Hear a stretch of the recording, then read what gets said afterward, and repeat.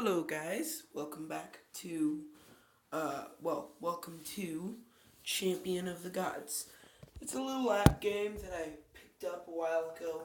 I love these choose your own story games and thought it'd be something fun to put out while I'm still working on my recording schedule. Uh, if you like if you like this video of choose your own story, comment down below, and if you have any other choose your own stories, please let me know so I can maybe play it, if you want me to. So anyway, let's hop right in. You wake in darkness, stirred from sleep by a sound like thunder. Sitting up, you can hear your breathing and heavy beating of your heart. Apart from that, the night is quiet. Was it only a dream? You look around. You look at the chamber around you. Moonlight bleeds through the shutters. You can just barely discern the clay walls and the forms of other family members. Alert and awake like you, they're waiting. The noise is louder when it returns, a long rumbling howl. Inhuman to be sure, but brimming with rage. Whatever it is, it must be at the edge of the village, and now it is joined by the plaintive moan of Cynthia's horns. The alarm. You feel your father spring to his feet, the earthen floor shaking beneath you. He throws open the window and the entryway to land more in the moonlight. Clasping his tunic over his shoulder, he takes his spear in hand and readies himself to face the unknown enemy. As Archon of your village, he is no stranger to the task. Your mother dons her chiton, already whispering to prayers to Hassanus that'll bring the warrior strength. You have seen your parents prepare this way many times when there is danger. Until now, you've always watched him go in silence. Tonight is different. Tonight you feel certain that you must fight by their side. You rise to join them. Gathering your cloak, you reach for a spade, hoping to use it as a weapon, but your father stays your hand. Not you. You are a brave child, but you are not of age. You glance into the darkness. Your younger siblings watch you closely, no doubt perturbed by the thought of being left alone. Yet you are sure the little one would come to no harm, just as you are sure that you are needed at the edge of the village. Your mother smiles at you warmly as she steps into the night. She does not have to tell you what she expects you to do. There is firmness in her eyes. You look to your father. He too expects your obedience, but a force greater than either of you is guiding your hand. What will you do? I'm going to make my apologies and run. With respect, Father, I am ready to fight by your side tonight. Another child in my years would not be, but this one is. I vow that I will do honor in combat. Before you can respond, you take up a spade and run past him through the doorway. Whatever lies ahead of you tonight, you know you will be ready for it, even though you are but a boy. Over your shoulder, you can hear your father furiously calling your name. My name. I don't want to be king of the sea. I mean, it is my name. Let's just call ourselves King. King, he calls. His voice fades quickly as you scamper away, driven toward the noise at the edge of the village. Drawn into the fray by a desire you do not fully understand. Even so, you tell yourself that it was a choice. You made it because it is right and good that I should protect my community. I must prove my father wrong for underestimating his son. The fools of this village will perish, if not for me. Feel the crushing weight of my own destiny upon me. Yeah, all of the other ones are dark, but I'm gonna just, take that one. No, this one. Okay. This community has nurtured you as much as your family has. You allow them to face danger while you stay in your home. You arrive at the edge of the village. The sentinels have already taken up into defensive position. You do not need the Archon to be present for them to know his orders. Their spears are raised in a long row. Facing the high mound of stones, that is your village wall, you can hear some feral creature on the other side, ready to break in. Further back, you see the attendants of Husunus. Some carrying torches, hoping to provide light for the battle, but these seem only to throw more shadows. Your mother is among them already, head cast down, murmuring prayers with a faithful swell to confront another unearthly cry. Suddenly, a length of wall begins to topple. Stones come crushing down, burying themselves in the soil. And the monster tumbles over with them and glistens in the moonlight. Your hairs The hairs on its back like tiny spears. You barely recognize that it is a boar the size of what you've never seen. You are ready for action. The sentinels advance. A female warrior leaps out of formation to stab the boar's neck, but is swept aside with a single turn of its head. A young man comes forward to break its hide with its spear. Before he can, he is gored by the beast's tusk and thrown clear, bleeding into the dust. The sentinels pull the boy's body clear of the fight, and the priestess runs to his side. You know that by the time the night is over, many will fall to this beast. It is impossibly fast and impossibly strong, yet you know you will defeat it. You step forward, scrambling ahead of the formation. You hear your mother scream. She has seen you. She knows that you are facing the beast alone. But you will show her there is nothing to fear because you know that you are strong enough to snap the boar's tusks one by one. Quick enough. I want to be strong. Suddenly you realize you only move. The goal has been to take both. To the amazement of the crowd, you bound onto the creature's head. You hold it fast at the thick, sharp hairs on its back and wrap an arm around one of its tongues. When the beast attempts to throw you, you snap it off with a sound like a fig tree splitting in the summer heat. The boar notices what happens immediately, and a rumbling squeak escapes from its throat. It turns to run in the night, while you continue to cling to its head with surprisingly little effort. You are frankly amazed at your own strength, but perhaps it was a power you never needed until now. Suddenly you realize that you've only removed one of the creature's tusks. Your goal has been to take both. Okay, remove the other tusk. Roll out the creature. I'm going to remove the other tusk. You drop the tusk and move on to your next prize. The boar knows what you are doing and works to throw you from its back. Even as it gallops over the burst wall into the valley, you wrap your tiny arm under the remaining tusk and get a solid grip, fastening your other hand to the beast's nuts for leverage. When the boar attempts to throw you one more time, you use its maneuver as another opportunity. Rolling off its back while you break off your second trophy. Lying in the dust, you hold the trophy up triumphantly while the beast roars past you into the night. Your mother runs forward and embraces you, grateful to look in your eyes once more. "You are a fool," she wails, tears flowing down her cheeks as she holds you close. "A fool!" Over his shoulders, you see the Archeon, your father. He stands dumbstruck among the other villagers. His eyes fall on you as though you're a stranger. The other villagers stand behind him at a distance. They are muttering to each other. They look back and forth between you and your father, so they are afraid of him suddenly. This is not how you imagined you would be received after such a triumph. What is the matter? When you return home, your brother is sitting up on his mat, fuming with anger. He deals you and your father a very sour look. "You both ran away. You left me alone." "Hush yourself and get to sleep, Paraculus," your father barks. "It has been a hard night and we must rest." Paraculus looks shocked. He slumps down in his mat and pretends to sleep, wondering how the rules of your health could have changed so much in only one evening. Your mother's eyes narrow into a disapproving look, but your father does not return it. He pours water in a bowl and drinks deep. When he speaks, his eyes watch the earth beneath your mother's feet, not her face. "It was one of the great boars," he said, to no one in particular. "Perhaps the Temek are harvesting their piglets again. We are left to reap the wrath of the full grown. No mention of your great deed, not even a note of thanks, no joy or pride in his eyes." At last he casts a glance at your mother, but there is no love in it, and the look she returns is just as cold. You lay on your mat and try to sleep, your young mind wondering what your actions tonight could have possibly done to make your father so angry. Perhaps my father, embarrassed that a child like me has done what he could not. Perhaps the boar was sacred to us. My father said the gods punish mortals who harm the beasts that are holy to them. Perhaps I made the whole village jealous of me. My new power doubtless made them mad with envy. Perhaps I have frightened my village. My new power would make my family lose face. I think that's it. You can only hope that you are wrong. You waken early the next morning, but your troubled thoughts do not allow you to return to sleep. You keep your eyes closed anyway, laying still and listening. You hear your father leave without a word to begin repairing the wall. You hear the washwomen collect Paraculus for the day. Finally, your mother stirs you. "You cannot fool me, king. I know you are awake. Rise, it is time for your lessons." Upon your your arrival on the hilltop. The other children cheer unanimously.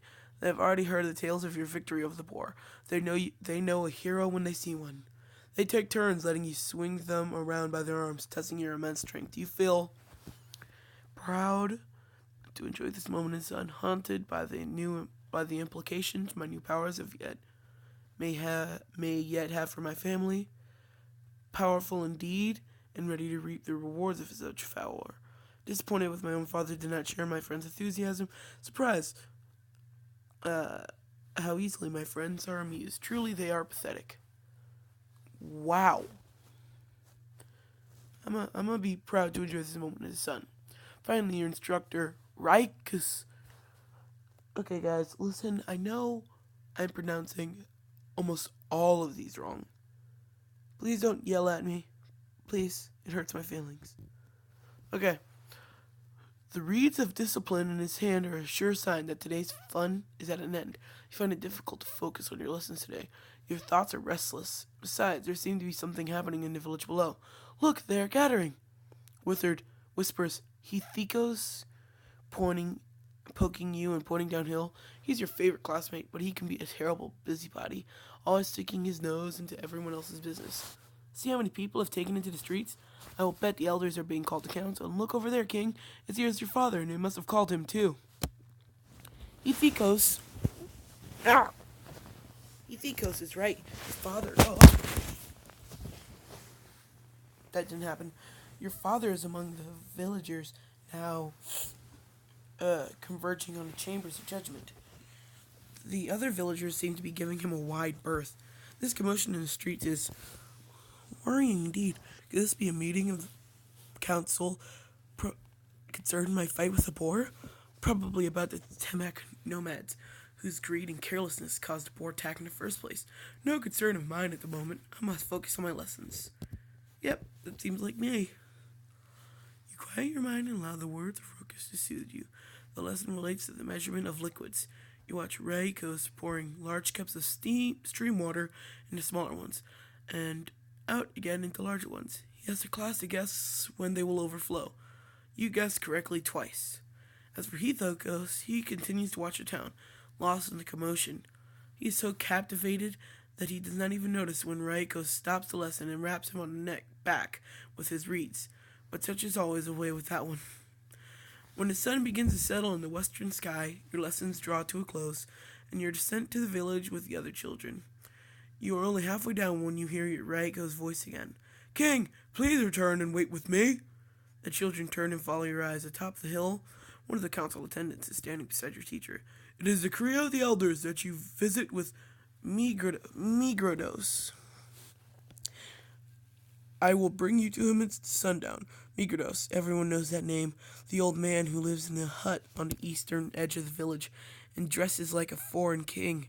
The adults say he is a healer, but the other children have another name for him. You can hear Heathikos whispering it under his breath now. The sorcerer. For your part, I am sure that he is every bit the monster my peers say. I am sure those who think Migrados is sorcerer are merely unaccustomed to his ways. I cannot rule out the possibility that he is a sorcerer. The world is a wondrous and dangerous place. I think those who call back, I'm gonna go with the second one.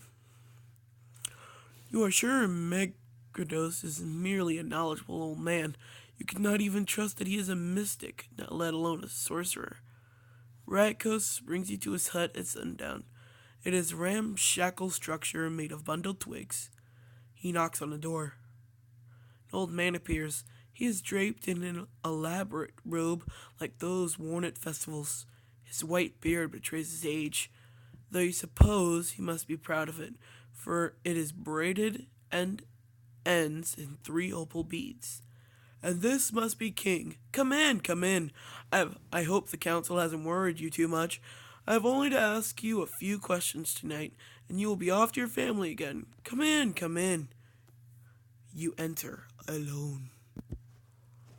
His hut almost seems larger on the inside, though much of it is filled with strange objects.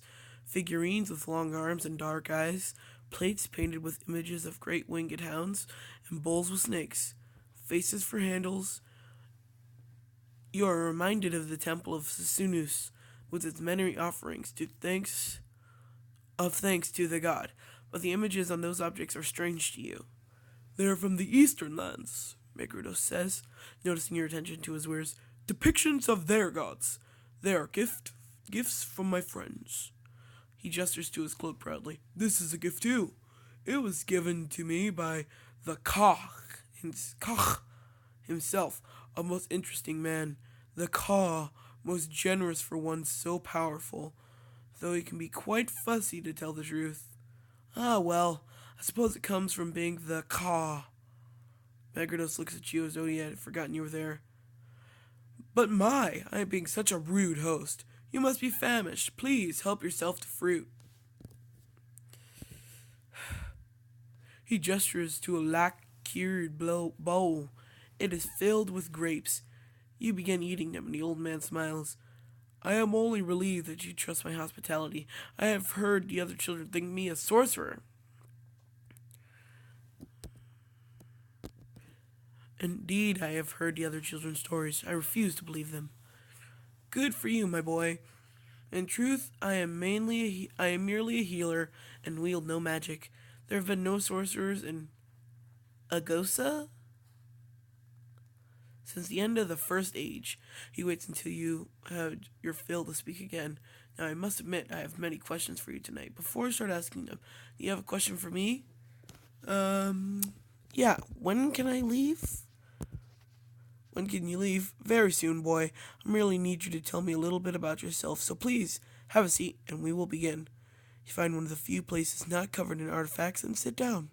So tell me of your battle, child. There is talk of your prowess all over the village. What was it like fighting the great boar?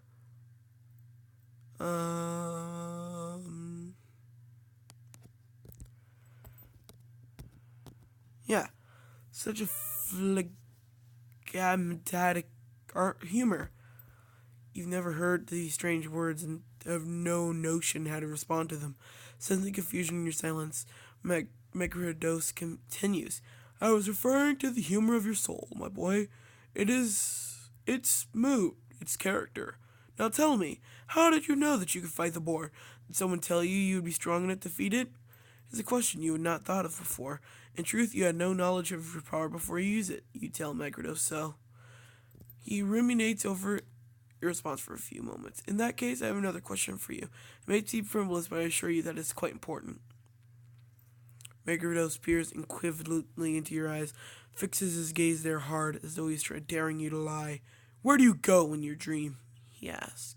This is a strange question, to be sure, but you can feel from Megridos' voice that he is very serious.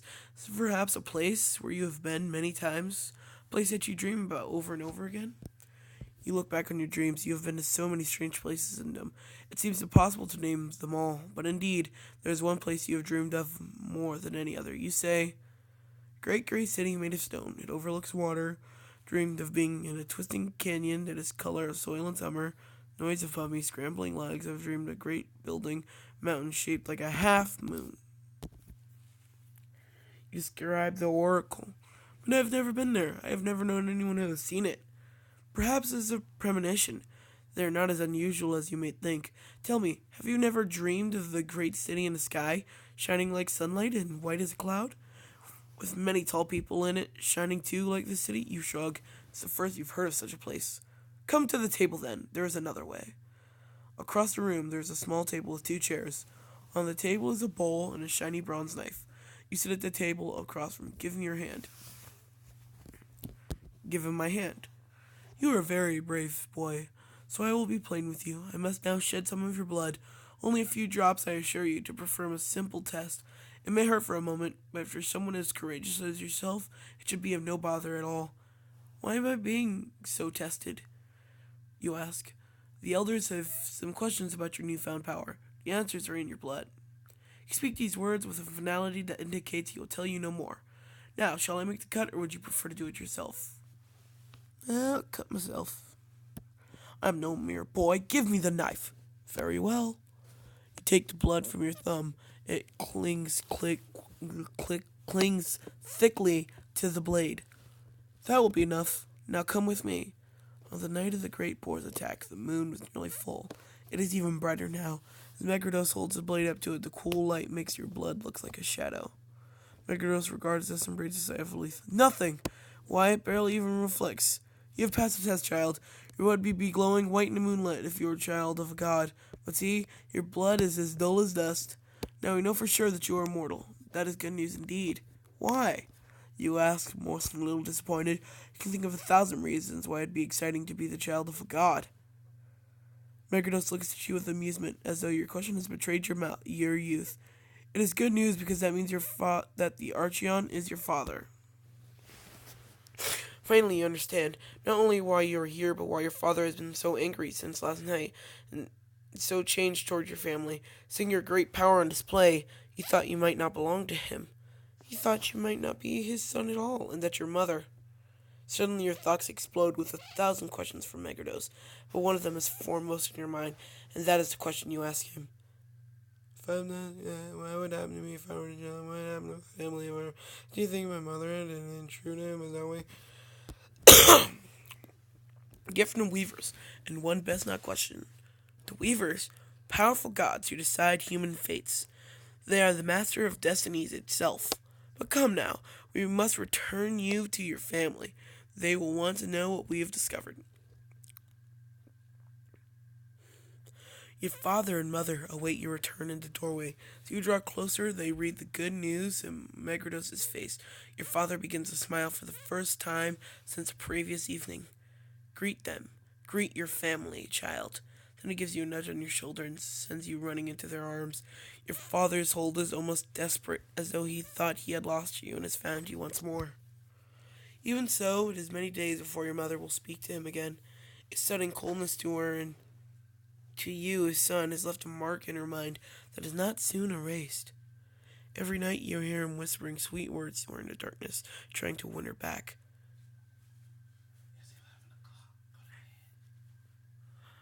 Left a mark in her mind that is not soon erased. He seems to fear her anger in a way she did not fear his, and perhaps in the end, it is that what wins her over. One morning, some weeks later, you do not know how, but they are back to where they were. They speak to each other with ease, they smile together, and their eyes meet. Love has returned to them again, and your father has been forgiven.